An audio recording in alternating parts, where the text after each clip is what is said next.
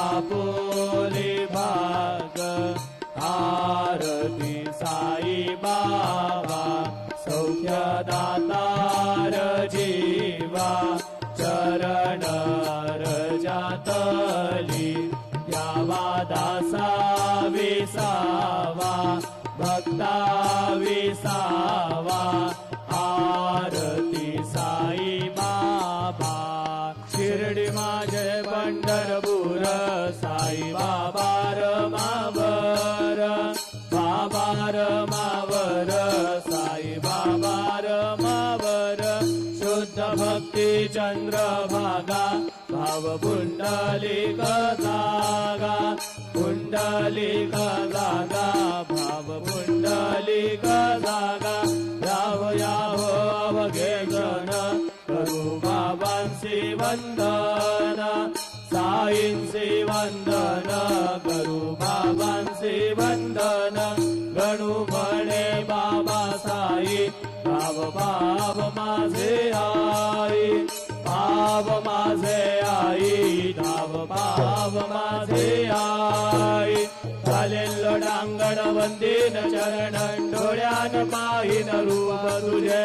प्रेमे अलिंगीन आनंद पूजिन भावे वारिन म्हणे नाम त्वमेव माता च पिता त्वमेव त्वमेव बंधुश्च सखा त्वमेव त्वमेव विद्या द्रविणं त्वमेव त्वमेव सर्वं मम देव देव कायेन वाचा मनसेन्द्रियैर्वा बुद्ध्यात्मना वा प्रकृति स्वभावात् करोमि अद्य सकलं परस्मै नारायणाय समर्पयामि अच्युतं केशवं राम नारायणं कृष्णदामोदरं वासुदेवं हरि श्रीधरं माधवं गोपिकावल्लभं जानकी नायकं रामचन्द्रं भज हरे राम राम राम हरे हरे हरे कृष्ण कृष्ण कृष्ण हरे हरे श्री गुरुदेव दत्त अनंता तुला ते कसे रे स्तवावे अनंता तुला ते कसे रे नमावे अनंत मुखांचा शिणे शेष गाता नमस्कार साष्टांग श्री साईनाथा स्मरावे मनी त्वत्पदा नित्य भावे पुरावे तरी भक्तीसाठी स्वभावे तरावे जगातारुणी मायताता नमस्कार साष्टांग श्री साईनाथा वसे जो सदा दावया संत लीला दिसे आद्य लोकां परिचो जनाला परिअंतरि ज्ञान कैवल्यदाता नमस्कार साष्टांग श्री साईनाथा मरालाधला जन्म हा मानवाचा नरासार्थका साधनीभूत साचा धरू साई प्रेमा गळाया हंता नमस्कार साष्टांग श्री साईनाथा धरावे करे सानलपद्य बाला करावे अमाधन चुंबो निघाला मुखी घाल प्रेमे कराग्रास आता नमस्कार साष्टांग श्री साईनाथा सुराधिक ज्यांच्या पदावंदितादी शुकाधिक ज्यांचे समानत्व देते प्रयागादि तीर्थे पदी नम्र होता नमस्कार साष्टांग श्री साईनाथा तुझ्या ज्या पदा पाहता गोपबाली सदा रंगलेची स्वरूपी मिळाली हरिरास क्रीडा सवे कृष्णनाथा नमस्कार साष्टांग श्री साईनाथा तुला मागतो मागणे द्यावे तरा जोडितो दीन अत्यंत भावे भवी मोहनीरा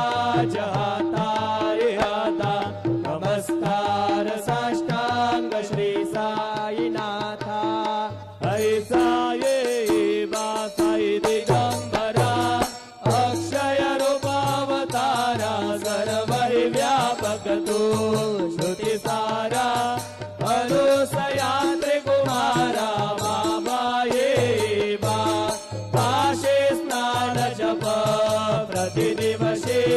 कोल्हापुरभिक्षे निर्मल नदी तुंगा जलप्राशे निद्रामाहुरदेशे ऐसा ये बा झोळे लोंबतसे वाम करे त्रिशूलनमरोधारे भक्ता वरद सदा सुखकारे वेदिरमुक्तेचारे ऐसा ये बा पाये पादुका जपमाला कमंडलो मृगशाला धारण करशे बा नागजटा मुकुट शोभतो माथा ऐसा ये बा तत्पर तुझ्या याचे ध्याने अक्षय ध्यांचे सदने लक्ष्मी वास करे दिनरजने राक्षसे संकट वारुणी ऐसा ये बा या परिध्यान तुझे गुरुराया दृश्य करे नयनाया पूर्णानंद सुखे विकाया लावे से हरे गुण गाया ऐसा ये पासाई दिगंबरा अक्षय रूपावतारा सर्व हि व्यापक तू श्रुतिसारा अनुसया त्रिकुमारा बाबा ये बा सदा सत्स्वरूपं चिदानन्दगन्धं जगत्सम्भवस्थान संहार हेतुं स्वभक्तैच्छया मानुषं दर्शयन्तं नमामीश्वरं सद्गुरुं साईनाथं भवद्वान्तविद्मं समार्ताण्डविद्यं मनुवागतीतं मुनिर्ध्यानगम्यं जगद्व्यापकं निर्मलं निर्गुणं मां नमामीश्वरं सद्गुरुं साईनाथं भवाम्भोधिमग्नार्दितानां जनानां स्वबाधाश्रितानां स्वभक्ति प्रियाणां समुद्धारणार्थो गलौ सम्भवन्तं नमामीश्वरं सद्गुरुं साईनाथं सदा निम्बवृक्षस्य मूलादिवासात् सुधास्राविणन्दीप्तमभ्यप्रियन्तं करुं कल्पवृक्षादिकं साधयन्तं नमामीश्वरं सद्गुरुं साईनाथं सदा कल्पवृक्षस्य तस्यादिमूले भवद्भावबुद्ध्या समर्यादिसेवां तृणां कुर्वतां मुक्तिप्रदन्तं नमामीश्वरं सद्गुरुं साईनाथम् अनेकाश्रुतातर्कलीला विलासे समावेशकृतेशादभास्वत्प्रभावम् अहं भावयेनं प्रसन्नात्मभावम् नमामीश्वरं सद्गुरुं साईनाथं सतां विश्रमाराममेवाभिरामं सदा सज्जनैः संस्तुतं सन्नमध्ये जनामोदतं भक्तभद्रप्रदन्तं नमामीश्वरं सद्गुरुं साईनाथम् अजन्माद्यमेकं परब्रह्म साक्षात् स्वयंसम्भवं राममेवावतीर्णं भवद्दर्शनात् सम्पुनीतं प्रभुवं नमामीश्वरं सद्गुरुं साईनाथम् श्री साईश कृपानिधे किल नृणां सर्वार्थसिद्धप्रद युष्मत्पादरज प्रभावमतुलं दाताभिवक्ता क्षमः सद्भक्त्या शरणं कृताञ्जलिपुट सम्प्रार्विदोऽस्मि प्रभु श्रीमत्साई परेश पादकमलान् नान्यच्छरण्यं मम साई रूपधर राघवोत्तमं भक्तकाम विबुध ध्रुवं प्रभुं माययोपातचित्तशुद्धये चिन्तयाम्यहर्निशं मुदा शरत्सुधांशु प्रतिमं प्रकाश कृपातपत्रं तव सायिनाथ त्वदीयपादाब्जसमाश्रितानां स्वच्छायया तापमपाकरोतु उपासनादेव सायिनाथ स्तवैर्मयोपासनिनां स्तुतस्त्वं रणे मनोन्मे तव पादयुग्मे भृङ्गो यथाब्जे मकरन्दलुब्धः अनेकजन्मार्जितपापसंशयो भवेद्भवत्पादसरोजदर्शनात् क्षमस्व सर्वान् अपराधपुञ्जकान् प्रसीद साई सद्गुरु दयानिधे श्री साईनाथ चरणामृतपूर्ण चित्ता सत्पाद सेवनरता सततं च भक्त्या संसारजन्य दुरितो भवनिर्गतास्ते कैवल्यधाम परमं समवाप्नुवन्ति स्तोत्रमेतत् पठेत् भक्त्या यो नरस्तन्मनः सदा सद्गुरु साईनाथस्य कृपापात्रं भवेत् ध्रुवं रुसो मम प्रियां दितामजवरी पिता हि रुसो मम प्रियाङ्गना प्रियसुतात्मजा हि रुसो भगिनी बन्धुहि श्वशुरसासुमायि रुसो न दत्त गुरु साई मामजवरी कधीहि रुसो पुसो न सुनवायित्या मजन भ्रातृजाया पुसो न प्रिय सोयरे प्रिय सगे न ज्ञाति पुसो सुहृदना सखा स्वजननाप्तबन्धु पुसो हरिण गुरु साई मामजवरी कधीहि रुसो पुसो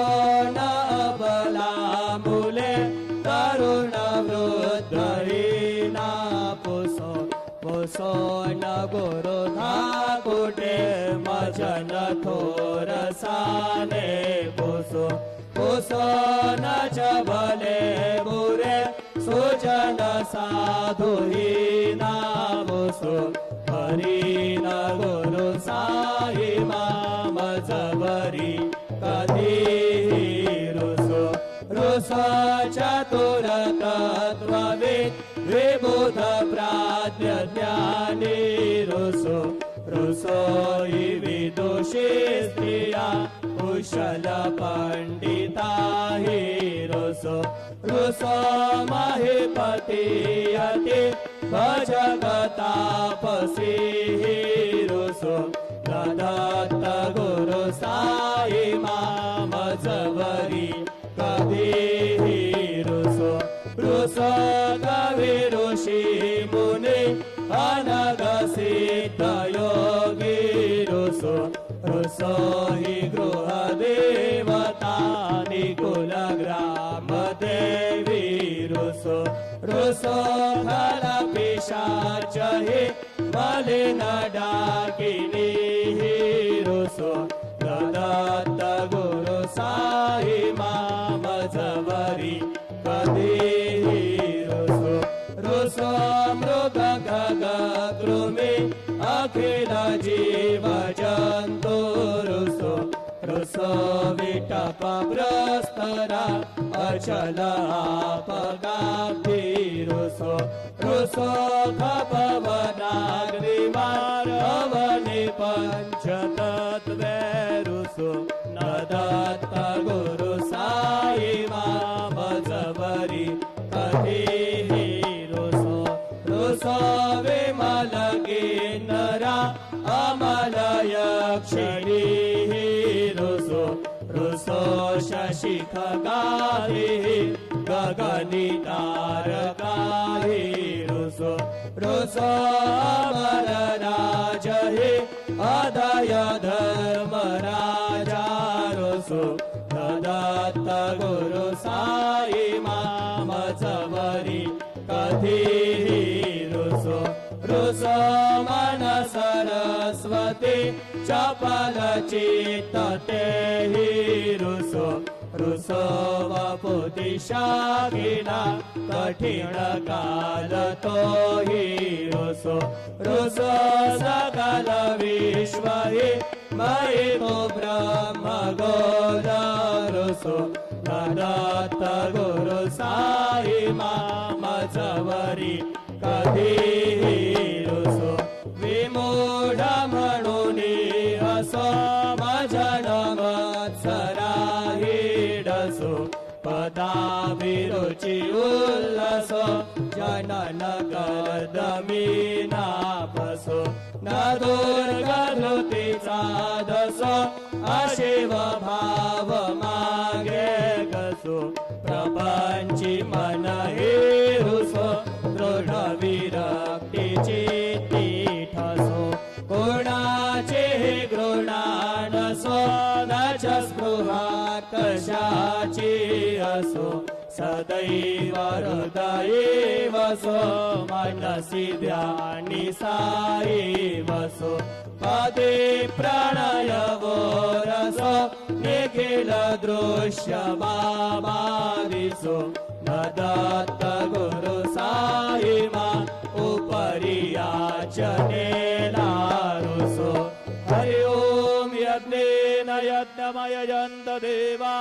तानि धर्माणि प्रथमान्यासन्न तेह नागं महिमान सचन्त यत्र पूर्वे साध्या सन्ति देवाः ॐ राजाधिराजाय प्रसीदसायिने नमो वयं वै श्रवणाय गुरुमहे समे कामान कामकामाय मह्यं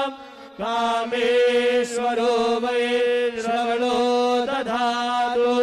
कुबेराय वै श्रवणाय महाराजाय नमः ॐ स्वस्ति साम्राज्यं भोज्यं स्वराज्यं वैराज्यं पारमेष्ठ्यं राज्यं महाराज्यमाधिपत्यमयं समन्तपर्यात् ईशात् सार्वभौमः सार्वा युशान्तादा परार्धात् पृथिवी समुद्रपर्यन्ताया एकराडपेश श्लोको विगीतो मरुतः परिवेष्टारो मरुतस्यावसन् गृहे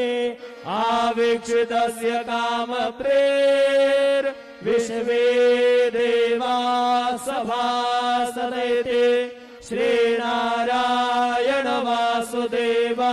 सच्चिदानंद सद्गुरु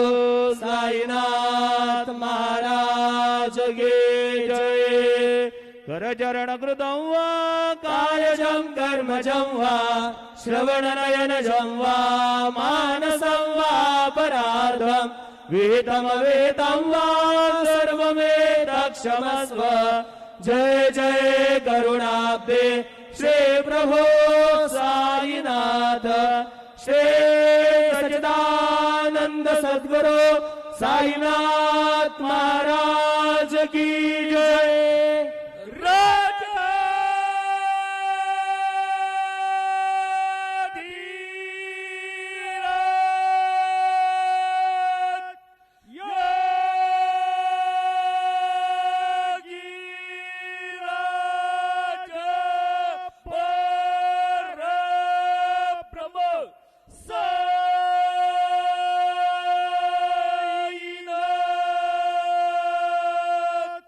More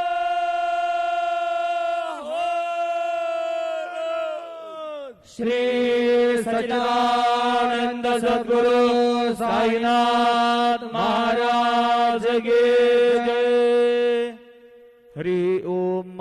शन्नो देवीरविष्टय आपो भवन्तु पीतये शञ्जोरभिस्रवन्तु नः अस्मे रुद्रामेहना पर्वतासो व्रत्रहत्ये भरहूतौ सजोघाः जहाशग्नो सतेस्तुवते धायि वज्र इन्द्रज्येष्ठा अस्माव अवन्तु देवाः मनोजवं मारुततुल्यवेगं जितेन्द्रियं बुद्धिमतां वरिष्ठं वातात्मजं वानरयूतमुख्यं श्रीरामदूतं शरणं प्रपद्ये। गुरुर्ब्रह्मा गुरुर्विष्णु गुरुर्देवो महेश्वरः गुरुः साक्षात् परब्रह्म तस्मै श्री गुरवे नमः। सद्गुरु साईनाथ देवताभ्यो नमः।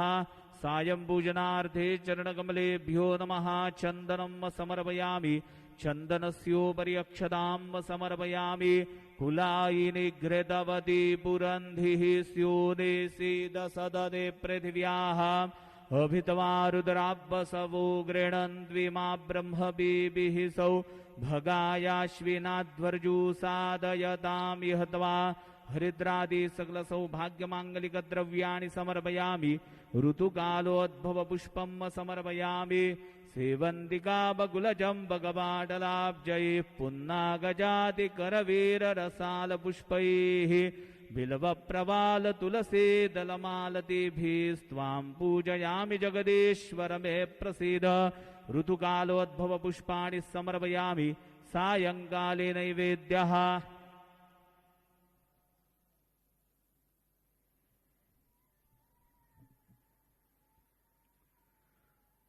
अन्नपतेन्नस्य नूदे झनमीवस्य शुग्मिनः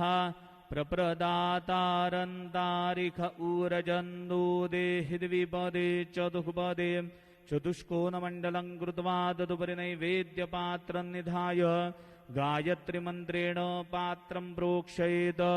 ऋतन्द्वा सत्येन बर्हिञ्जामि धेनुमुद्रयाम् अमृतीकृत्य गरासमुद्रया। ॐ प्राणाय स्वाहा ॐ अपानाय स्वाहा ॐ व्यानाय स्वाहा ॐ उदानाय स्वाहा ॐ समानाय स्वाहा ॐ ब्रह्मणे नमः। नैवेद्यमध्ये पानीयं समर्पयामि। पुनर्नैवेद्यं निवेदयामि। ॐ प्राणाय स्वाहा ॐ अपानाय स्वाहा ॐ व्यानाय स्वाहा ॐ उदानाय स्वाहा ॐ समानाय स्वाहा ॐ ब्रह्मणे नमः। नैवेद्यं समर्पयामि। हस्तप्रक्षालनं समर्पयामि। मुखप्रक्षालनं समर्पयामि। शेषोपचारार्थे प्रार्थनापूर्वक नमस्कारं करोमि। श्री सच्चिदानंद सद्गुरु साईनाथ महाराज की जय।